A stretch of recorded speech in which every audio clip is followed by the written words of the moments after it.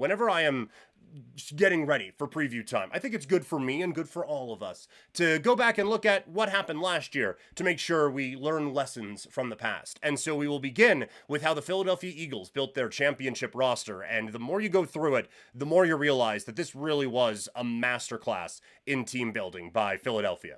Let's talk about it.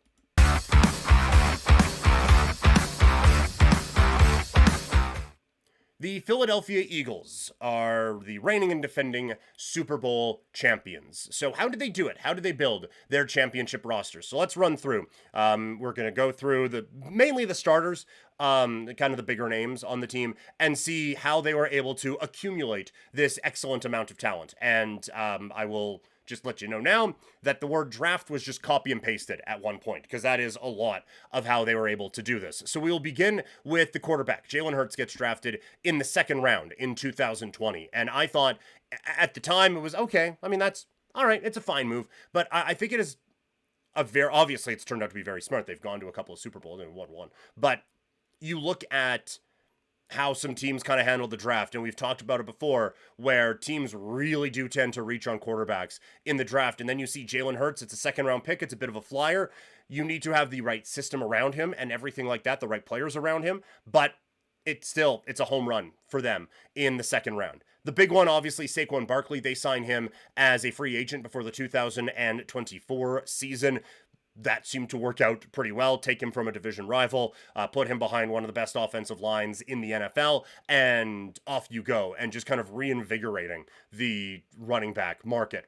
At wide receiver, it's A.J. Brown. They acquire him from Tennessee for a 2022 first-round pick in Treylon Burks, and a 2022 third that was eventually traded in a move that saw the Titans move down in the NFL draft.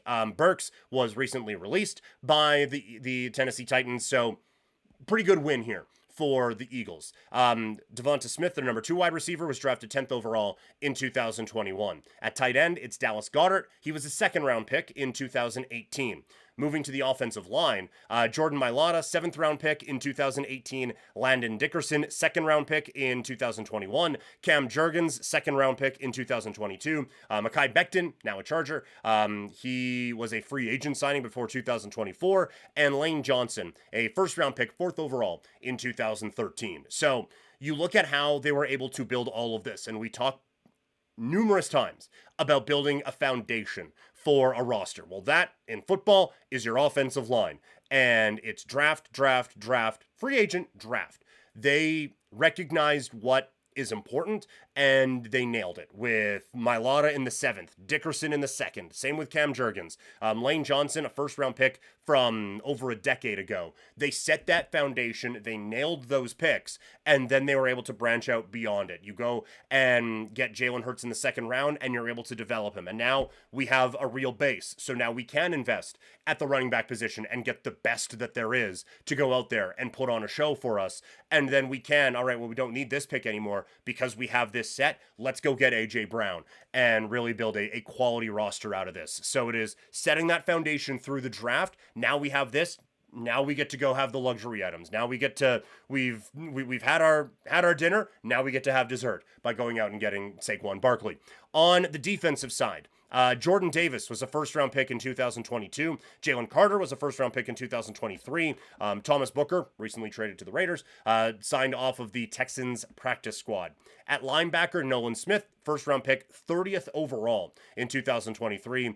Zach Bond was a free agent signing before 2024. Nakobe Dean, a third-round pick in 2022. And Josh Sweat, a fourth-round pick in 2018 in a pick that they acquired for Sam Bradford.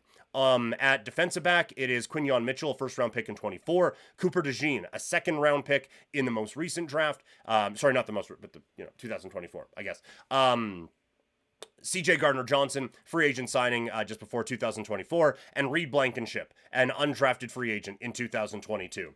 And so, looking at the defense, and then just how they built this roster as a whole, it really is a masterclass in drafting and then hitting on your picks. Even like in the later part of the rounds, they have 3 guys who were picked in the top 10, or who they picked, in the top 10. Obviously, Saquon was a top 10 pick, but 3 guys who they picked in the top 10. Devonta Smith, 10th overall, Jalen Carter, 9th overall, and Lane Johnson, 4th overall.